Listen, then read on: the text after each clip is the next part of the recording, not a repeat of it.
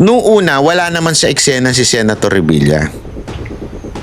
Hanggang pumasok itong yung DPWH official. Na sino yun? Na bit ni Remulla. Ganito kasi ang kwento niyan. Okay, kwento ko lang sa inyo ha. Bahagya kasi may narinig akong kwento. Sa Cavite kasi, sabi nila, tila dinudurog ng mga Remulla ang Revilla. Pinuputikan, dinudumihan. Kaya nga, di umano, allegedly, itong si Bernardo, yung DPWH, bigla-bigla na lang nadamay si Senator Bong Revilla, dating Senator Bong Revilla. Nanuuna naman wala sa testimony niya. At the same time, pinadiin. Idadamay nga daw yung buong pamilya. Lahat ng kakampi ni BP Sara Duterte, pinagplaplanuhan. Para lang talaga madurog ang mga Duterte sa Pilipinas. Pero hindi natutulog. Political vlogger na si Banat Bay, ibinuking ang totoong kwento kung bakit unti-unting dinurog gayon ang dating senador na si Bong Revilla laban kina Boyeng Remulla.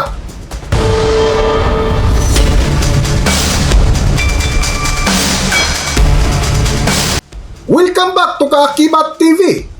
Trending at viral ngayon sa mundo ng social media ang posibleng pag-aresto kay dating senador Bong Revilla Jr. Ito ay ayon kay Ombudsman Jesus Crispin Remulla kasunod ng rekomendasyon ng Independent Commission for Infrastructure o ICI kaugnay sa kontrobersya ng flood control projects.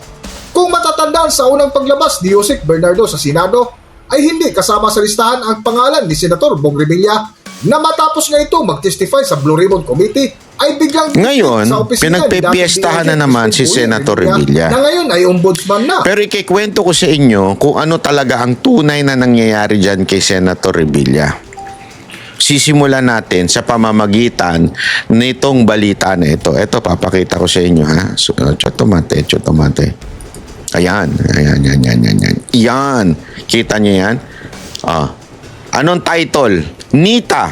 Ano yung Nita? Nita question Raps versus Revilla. Ano yung Nita? National Institute for Transparency and Accountability. Ang linaw-linaw na po dyan, ha? Sabi dyan, in a PAC press conference, Nita Executive Director Carlos Ayala raised alarms over the potential prosecution of former Senator Bong Revilla. Sinasabi dito, tatagalugin na lang natin ha, kasi para mas malinaw ang ating paliwanag dito. Ang grupo na ito ay nagki-question dun sa paratang kay Senator Revilla. Kasi kung maaalala ninyo, noong una, wala naman sa eksena si Senator Revilla. Hanggang pumasok itong yung DPWH official. Na sino yun? Na bit ni Remulla.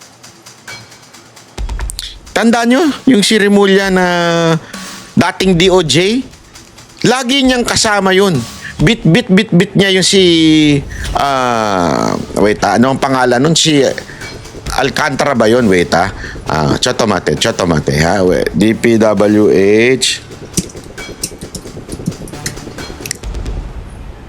Hindi si Alcantara. Sorry. Si isa official.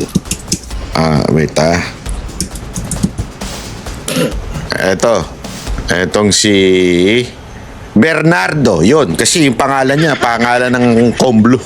Bernardo. Diba? Yung si Bernardo, noong una wala sa eksena eh. Lahat ng mga nagsasalita, hindi pa kasama si Revilla. Pansinin ninyo ha. Sino lang ang nagdala kay Revilla, sa yung pangalan ni Revilla? Si si Bernardo. At every time na umaatin si Bernardo, ang may bit-bit sa kanya, si Remulla. DOJ Secretary pa to si Remulla. At the same time noon, naalala nyo, may inabutan pa na papel, di ba? Yung affidavit ni Bernardo. Di ba?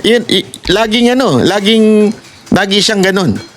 Kesyo daw, nung una, sa salita ni Bernardo, wala pa si Revilla. Nung pangalawang mga pumunta, meron na. Yung pangatlo, iba na naman ang kwento. Nadadagdagan yung kwento.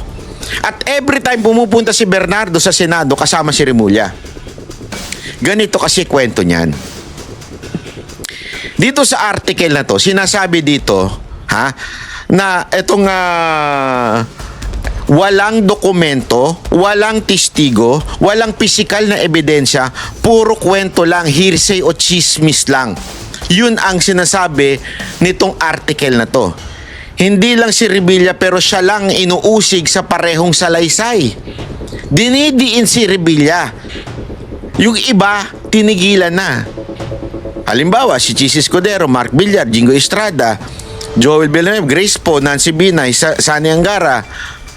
Yung mga nabanggit, nawala na. Pati nga si Bam Aquino, sinabi dito But none of them, sabi yan sa article, recommended for charges. That's something fishy. Bakit si Revilla lang ang nire-recommendang kasuhan? Di ba? Merong mga butas na hindi ka panipaniwalang kwento. Sabi ng Nita ho nagsabi, yung grupo, tinawag daw na testigo na close friend si Revilla. Pero ang kwento ay walang kasamang tao, walang security, walang dokumento, walang koordinasyon. Ayon sa Nita, walang batikang opisyal ang gagawa ng ganito ng kapabayaan.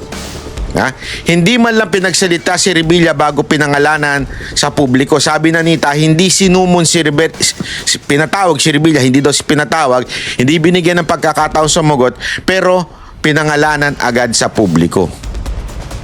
Alam mo, sabi nga nila,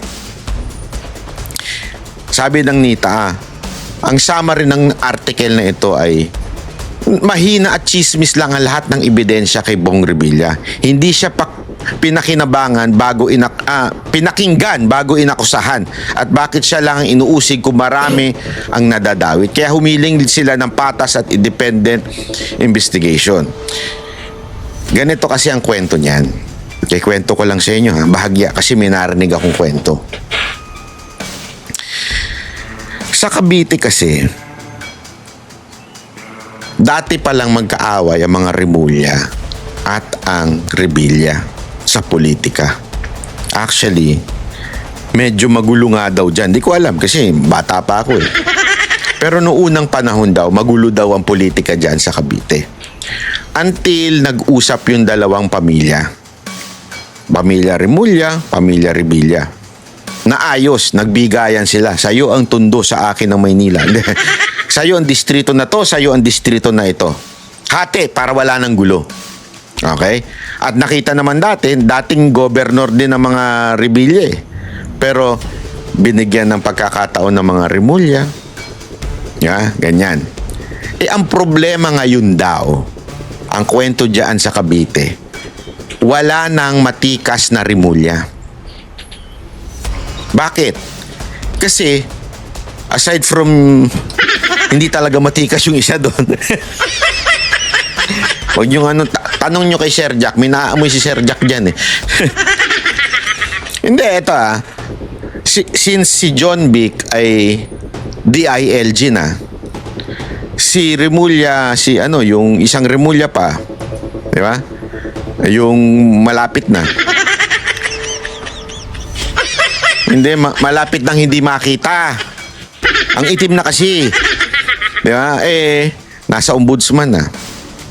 Wala nang Remulla ang papalit bilang gobernador at yung iba pang mga Remulla.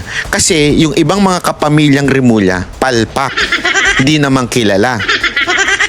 Hindi lang yun, mahina. Yung iba meron pang, alam mo na, shady background. I-google nyo na lang, di ba? Ang problema, ang mga Revilla, yung mga anak, kapatid ba yung isa, pinsan or something. Basta lahat ng Revilla, maganda ang takbuhin. Kahit nga si Mayor Lani, maganda ang takbuhin sa Cavite. Sa madaling salita, yung mga tao nakikita na ma-occupy ng itong mga posisyon sa Cavite ng mga Revilla. One, buwisit na sila sa mga Remulla. Two, may isa pang, alam mo na, nahuli. Three, talagang wala na. Ibig sabihin, wala maayos ngayon. Okay? Ganun ang nangyayari. Sa pangalawang pagharap nga ni dating Yusek Bernardo sa Blue Ribbon Committee ay maraming nagtaka nang biglang idinawit at banggitin ang pangalan ni dating Senador Bong Revilla. Ngunit ang nakakagulat ay ang ibinuking ng political vlogger na si Banat Bay. Ito'y ayon sa kanyang nakuhang balita na isa di umano sa packaging ngayon ng administrasyon ni Pangulong Ferdinand Marcos Jr. para mapagtakpan ang kontrobersya sa bilyong-bilyong pisong nakawan sa kaban ng bayan ay di umano lahat ng mga kaalyado ng mga Duterte ay sisimulan ng durugin. Para sa buong kwento, narito ating panoorin ang video.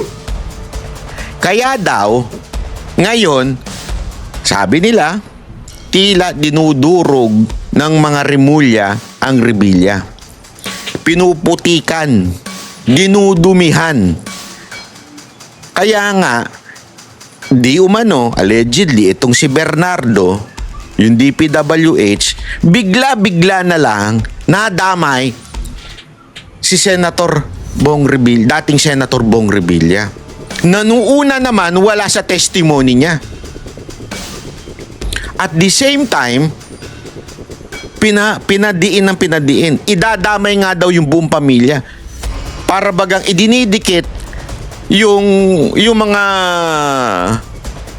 pamilya ni Senator Bong Revilla para masira sa Cavite. Kasi ang prediction sa 2028, walang mananalong Remulla dyan. Burado na ang Remulla sa Cavite. Yan ang sabi sa akin ng mga taga Cavite, ha. Kinikwento nila sa akin. Wala naman, una-una palpak talaga mga Remulla sa Cavite. Walang nagawang maayos. Sabit-sabit. Hindi, tanungin nyo na lang yung mga nasa Cavite. Tanungin nyo, sino talaga mas gusto nila? Revilla o Remulla? Revilla pa rin. Kaya kailangan durugin daw ang mga Revilla sa politika. Ito ang ginagawa ngayon kay Senator Bong Revilla. Kaya nga, pati itong NITA, itong grupo na NITA, ha? Hindi ko to kagrupo. Grupo ng NITA, National Institute for Transparency and Accountability, duda sa mga ina-accuse kay Senator Bong Revilla. Duda sila. Pangalawa, easy target kasi si Bong Revilla kasi dati nang nakasuhan. But, remember, he was acquitted doon sa kaso niya. Kasi yung ibang mga media, tingnan nyo, kasama yung mga media na naninira eh. Laging sinasabi, pangalawa nyo na to, pangalawa niya na yan. Pangalawang ano? Hindi nila sabihin na napawalang sala si Senator Bong Revilla noon. Walang sapat na ebidensya. Ibig sabihin, talagang malinis si Senator Bong Revilla noon. Kasi nga, remember the story? Ipapaalala ko lang sa inyo. Politics.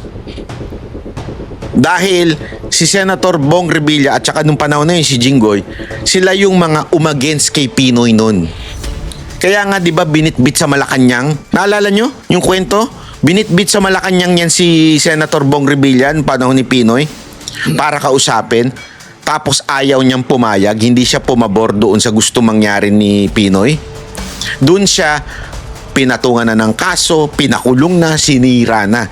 Kasi at that time, siya pala, ang taas niya sa ratings, siya pala ang susunod supposedly tatakbong presidente nun.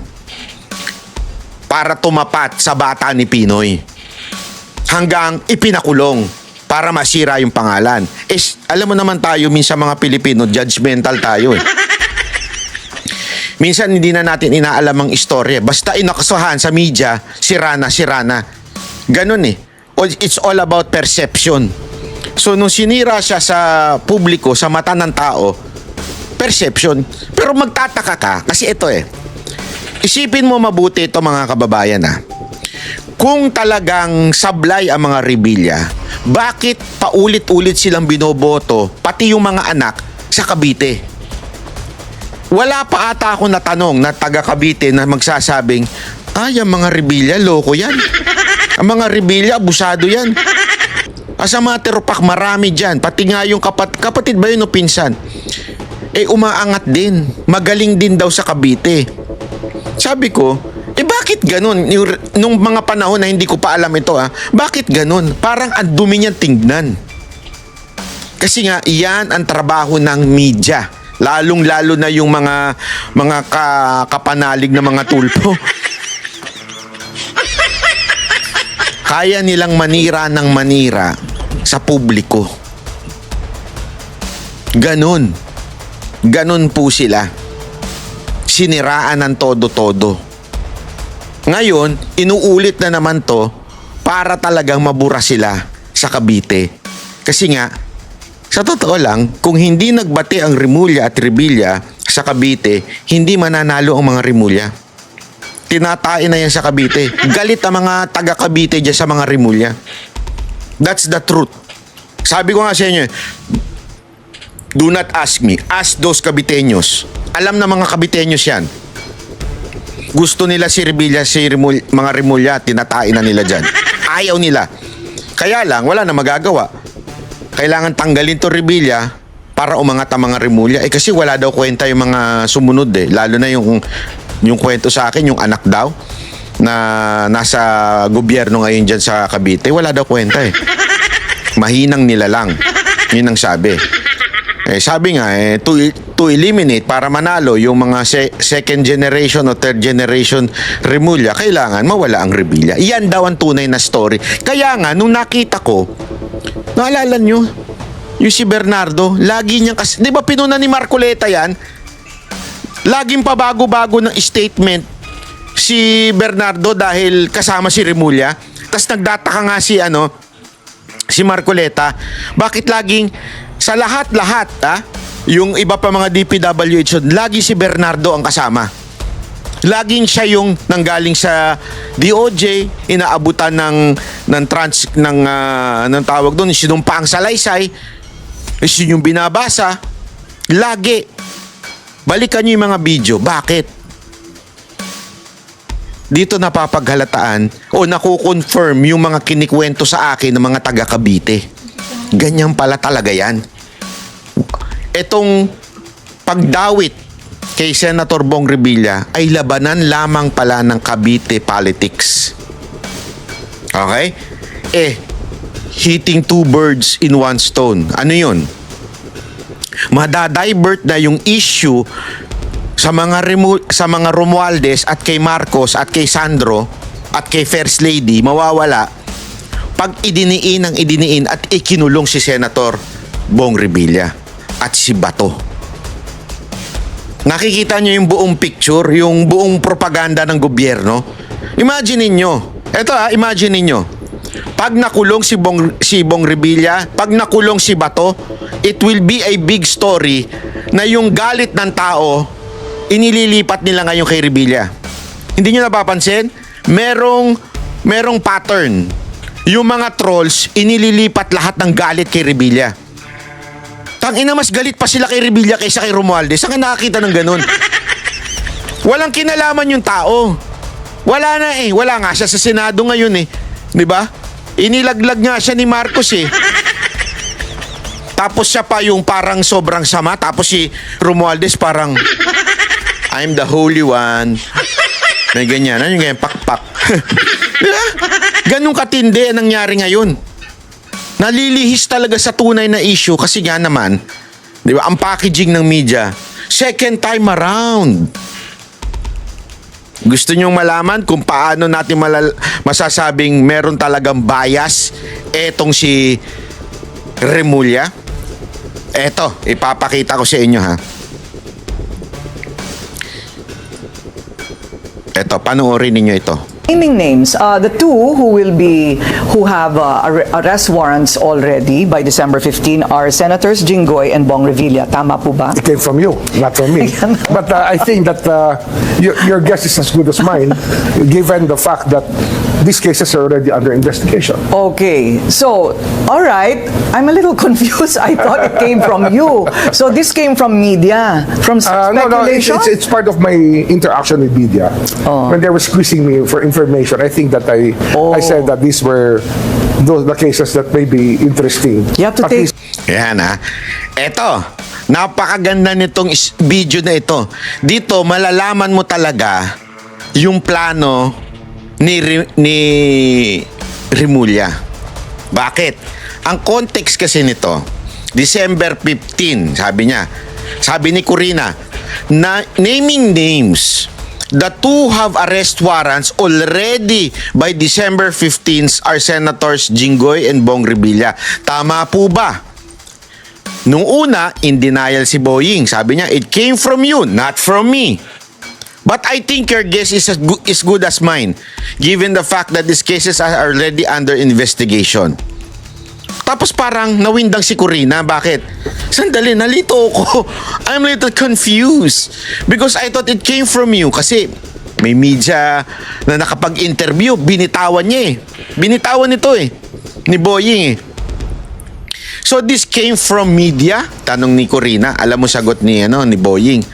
No, it's part of my interaction with media when they were squeezing me for information. Meaning, talagang nanggaling sa kanya yung information na December 15, makukulong si Jinggoy at si Bong Revilla. Nakita ninyo? Yeah? So, planado na. Banat bay? Di ba yan naman ang gusto natin, may makulong? Tama. Pero ito ang punto dito. Pinasasagot pa sila ang kampo. Kasi remember, lahat yan may due process. Pag inakusahan mo, kailangan bibigyan ng pagkakataon ng usually nga 15 days ang binibigay. Ang hiniling ng kampo ng nila Bong Revilla ay 10 araw hanggang December 15 para sumagot. Kasi kinasuhan sila eh. So humihingi sila ng 10 araw para sumagot. Ang binigay nito, December 10 lang. So wala pang December 10. Hindi pa nakakarating yung sagot ni Bong Revilla dun sa akusasyon. Nagigets nyo? Remember ombudsman is not the judge. Parang piskal yan eh. Ipapasa yung kaso sa Sandigang Bayan. Yun yung korte. Sandigang Bayan. Ombudsman, sila lang yung nag-iimbestiga, sila lang yung magsasabing merong probable cause para sampahan ng kaso ito. So yung ombudsman, humingi pa ng sagot. Eto yung nag-akusa sa'yo. Sumagot ka.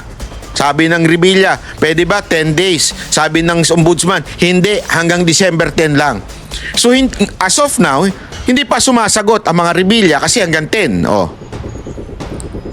Pero itong interview na to, I think it was 2 days ago o 3 days ago. 3 days ago, alam na niya na makukulong ng December 15 without the counter affidavit. Paano nangyari yun? Come to think of it wala pa yung counter affidavit ng taong ina-accuse. Ibig sabihin, di pa niya sinasagot yung accusation sa kanya. Aba, alam na niya na makukulong? Planado na makukulong? Mawawarant? Kasi pag winaran siya, non-bailable yung ikakaso sa kanya kaya makukulong.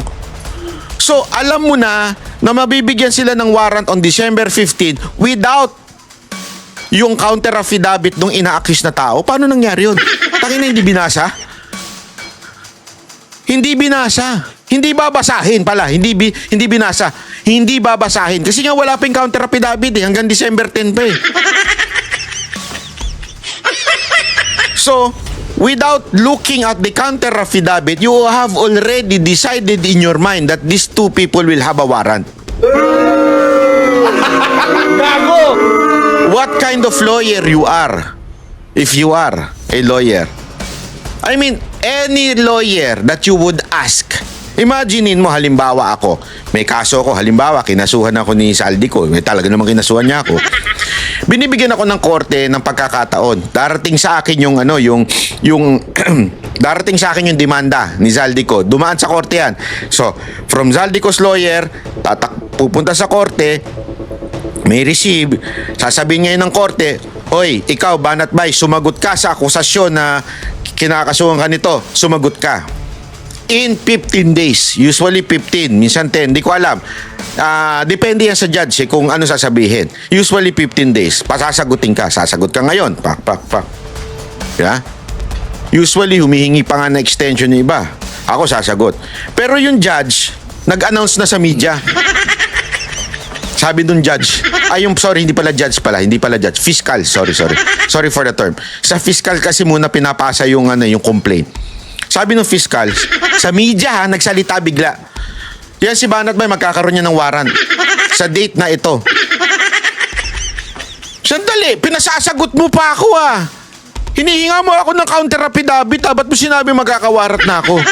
Anong tawag mo doon sa fiscal na yon? Di ba? Anong tawag mo doon?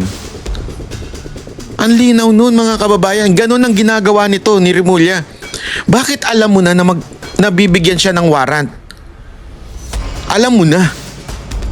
Hindi pa nga siya sumasagot. Kasi nga po, doon sa kwento natin na ito ay all politics. Talagang gustong itumba ang mga rebelya sa Cavite. Tanungin ko kayo, bakit? Bakit?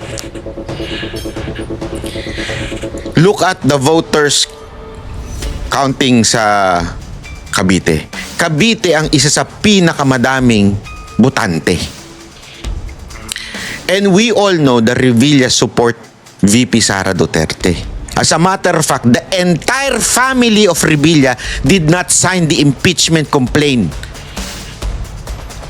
of VP Sara Duterte. Kahit yung mga anak ni Senator Bong Revilla na mga congressman, party list congressman, hindi pumirma sa impeachment ni VP Sara Duterte. Kaya nga siya nilaglag ng administrasyon ni Marcos. Naalala ninyo? Itong last election, nalaglag siya. Alam nyo, hindi naman sa sobrang popular ni Bong Revilla. Parang maraming nagagalit dyan. Parang si Senator Robin Padilla, maraming galit. Pero pag nakita nyo sa rally yan lang ang hinihiyawan. Noong panahon ng yung bagong alyansa nila, yung team ni Marcos, ang hinihiyawan lang talaga doon si Bong Revilla. Kasi artista popular talaga siya. Pero nalaglag, sana man lang naging kulelat Nalaglag at pumasok mga pinklawan na hindi naman nangampan niya. Saka nakakita nun. That's a pretty obvious way para ilaglag yung tao. Bakit? Kasi nga, kilala ang Revilla na supporter ni VP Sara Duterte. Ngayon, sa darating na eleksyon, 2028, Cavite ang isa sa mga key factor ng presidential election. Excuse me po. Alam niyo kung bakit? Sa ratings, Mindanao, Visayas, given yan sa mga Duterte yan. Pero remember, sabi nga nila, I think 50 or 45%. Tanong nga natin kay how many percentage the voters of Luzon?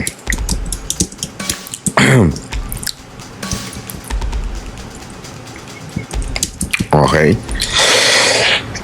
Excuse me. Sorry naman. Daldal mo kasi.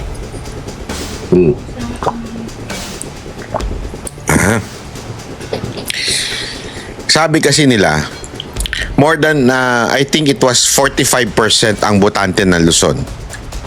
Yung naalala ko Ayan. Okay. Ito, lumalabas.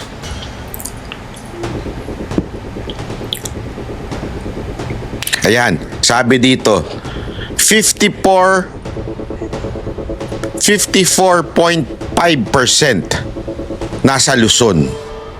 Okay, nasa Luzon yan. Ibig sabihin, given na Mindanao at Visayas, majority yan. Nakita sa ano yun doon sa huling survey. VP Sara yan. Pero remember, may 54.5% ang Luzon. At ang kabuang botante ng Cavite ay napakalaki. Ayan, nakalagay dyan, no?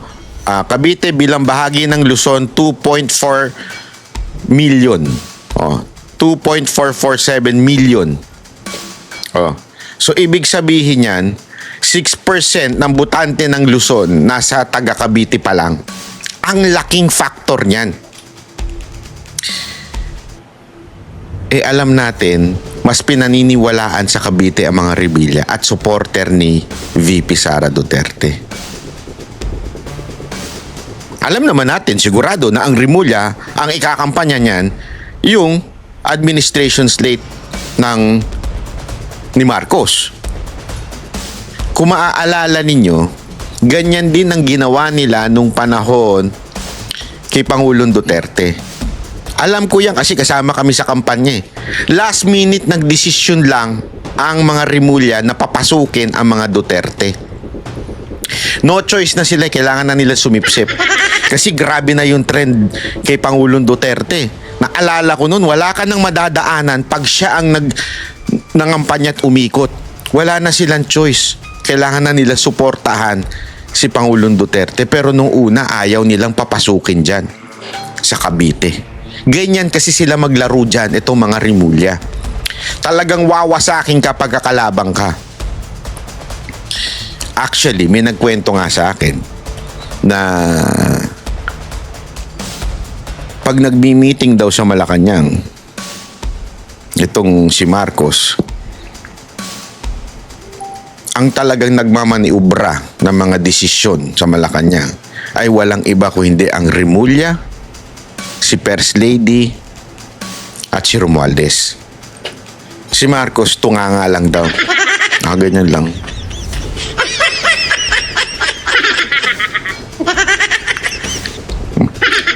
Yun ang kwento sa akin, Hindi ko alam kung totoo. Yun ang kwento sa akin. Kaya yung style ng politika ni Rimulya na ginagawa nila sa Cavite, na ginagawa niya ngayon kay Senator Bong Revilla, ay same style na nangyayari sa buong bansa. Ano yun? Lahat ng kalaban durugin. Paano ibig sabihin ng durugin? Yurakan, dumihan, perception, everything is perception. So, dudumihan nila ng dudumihan ng kalaban, pakakasuhan nila para magmukhang may kasalanan. It doesn't matter to them whether they're convicted or not. As long as kakasuhan nila na non-bailable para pag nakakulong, ang dating nung kasi sa atin, may kasalanan na Kasi marami sa mga Pilipino, hindi nare-realize to. Maraming nakakulong ang hindi convicted pa. At marami nga dyan, naubos na ang panahon nila, nasa loob ng kulungan, tapos biglang mapapawalang sala. Dahil lang wala silang pera pang bayad ng abogado, tumagal yung kaso nila. Kasi meron tayong mga tinatawag na non-bailable. Halimbawa, meron kang kaso, hinuli ka, kinasuhan ka ng non-bailable case. Lalo na itong mga ikakaso kila Senator Bong Revilla. Kaya yun nangyari kay Bong Revilla at kay Jingoy Estrada. Nakulong sila, tapos eventually sinabi ng korte, wala silang kasalanan. Pero nakulong na sila. Ganong katindi ang sa atin. It took time. Ano nangyari nun? Basta, buong administrasyon ni Pinoy, kulong sila. Inuulit ngayon. Ganong kasama itong gobyerno to. Alam mo, nung panahon ni Pinoy, yan yung ayaw na ayaw natin Actually, yan yung ayaw na ayaw ng mga Marcoses din nung panahon na yun. Bakit? Lahat ng mga, di ba yung panahon ni Cory, panahon ni Pinoy, lahat ng kalaban, pinapakulong, kinakasuhan. Ganun na nangyari nun Galit na galit ang mga Marcos nun. Ngayon, yun din ang ginagawa nila. Pinakukulong, pakukulong, tapos, wala na silang pakialam whether convicted o hindi. Basta importante, during my term as a president, kulong kayo lahat. Anong patunay nito? The Hague. The Hague ang patunay nito. PRRD, patunay niyan. Ikinulong ng walang kasalanan, walang kalaban-laban, pinadala sa ibang bansa. Alam nila na sobrang powerful ni Pangulong Duterte pag sumama ng mga rally, pag nangampanya. Remember, tignan nyo ito kailan nangyari na napakulong si Pangulong Duterte? Sa The Hague. Kailan siya dinala doon? Before the senatorial election 2025. It's all about election.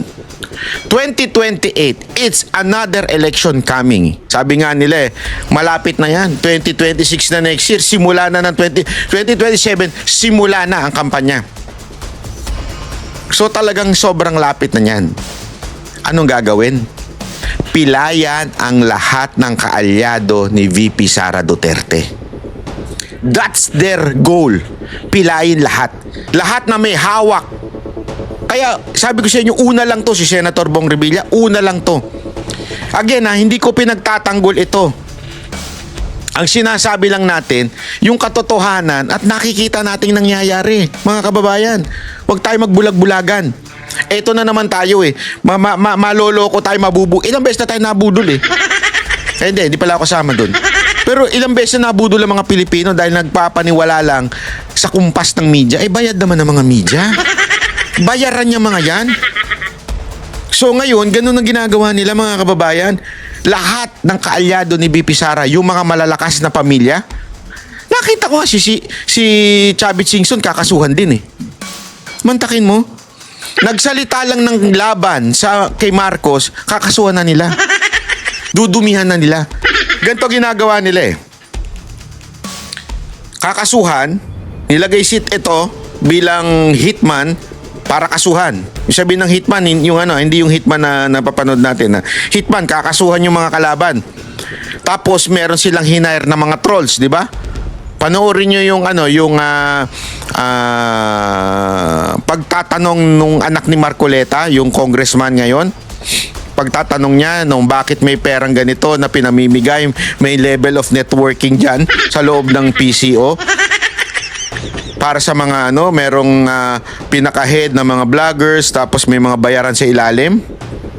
May trolls talaga sila. So, gagawin nila, pakakasuhan nila, bababanatan nila para masiraan. Kaya nga tingnan nyo, si Chavit Singson noon hinahangaan, dati, ng mga loyalista. Nung nagsalita, lumabang kay Marcos, lahat ng trolls, inatake siya. Masamang tao, bla bla bla bla bla bla. Pero dati, kampi nila. Kasi, alam naman natin, aside from political influence ng mga Singson, may pera yan. Malaki pera niyan. Inunan na nga nila si Tebes dahil alam nila malakas ang Tebes sa Negros. Si Pastor Kibuloy, binanatan din nila. Bakit? Alam nilang financier, tumulong din. At kita nyo naman kung paano nakakulong pa ito si Pastor Kibuloy kung paano siya tumulong noong 2025 election sa PDP. Todo. Siya lang ang KOJC lang, ang SMNA lang nakakagawa ng simultaneous rally. Ilan yun? Nakikita nyo yun, di ba? Nakabidyo kami nun. Ganong kalupit. Kaya pinilayan din ng todo. Winasak din ng todo. Dudurugin talaga. Syempre itong Cavite, dapat ang mga Revilla. Marami pa yan. Basta malalakas, wawasakin nila. At supporter ni VP Sara Duterte. Nakasulat na yan, nakalista na yan. Ito mga ito. Yariin na ito. Kasuhan na yan. Anuhin natin.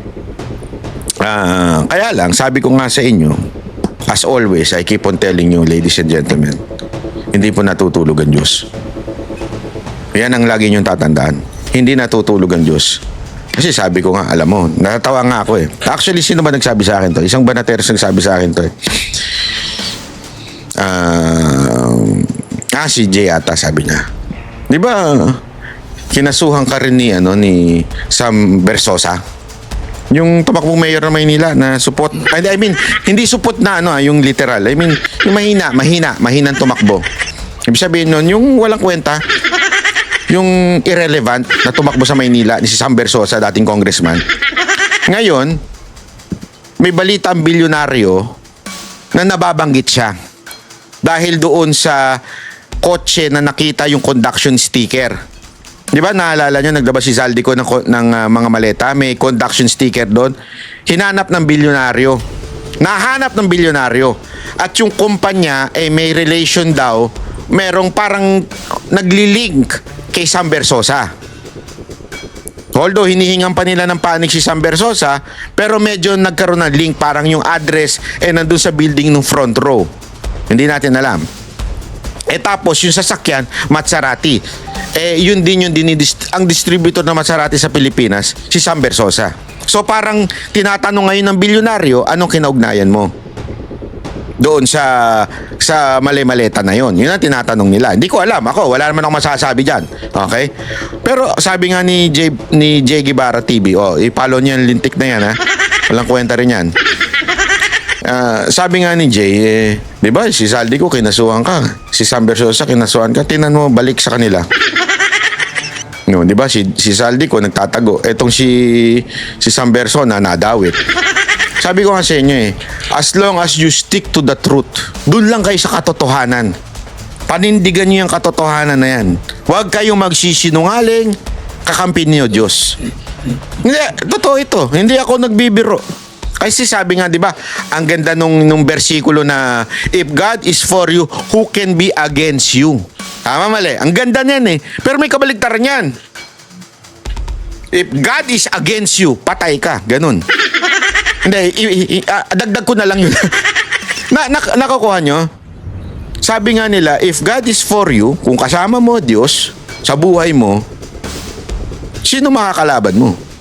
Pero ang mas masakit dito, pag ang Diyos kalaban mo, sinong kakampi sa'yo? Wala. Walang kayang lumaban sa Diyos. Kahit anong tadhanang gawin mo, kahit anong agimat, kahit anong orasyon mo dyan, pag ang kalaban mo na Diyos, babalik sa iyan. Paano mo makakalaban ng Diyos? Pag ikaw nandedehado ng kapwa, injustice, pag ikaw ay nagsisinungaling, diba? Yung truth, kailangan nandyan lagi yan. Babalik sa'yo at babalik sa'yo yung consequence niyan. Kaya nga sabi ko sa inyo mga kababayan, let's just stick on the truth. Etong mga nangyayari sa Pilipinas, matindi ho ito. Lahat ng kasinungalingan kaliwat kanan. Fake news kaliwat kanan. Yeah? Pinagpaplanuhan ng impeachment ni BP Sara Duterte. Lahat pinagpaplanuhan. Lahat ng kakampi ni BP Sara Duterte pinagpaplanuhan. Para lang talaga madurog ang mga Duterte sa Pilipinas. Pero hindi natutulog ang BP Sara Duterte. Lahat pinagpaplanuhan. Lahat ng kakampi ni BP Sara Duterte pinagpaplanuhan. Yun na rin notification bell para ma-notify. Para lang talaga madurog ang mga Duterte sa Pilipinas. Pero hindi natutulog ang Diyos.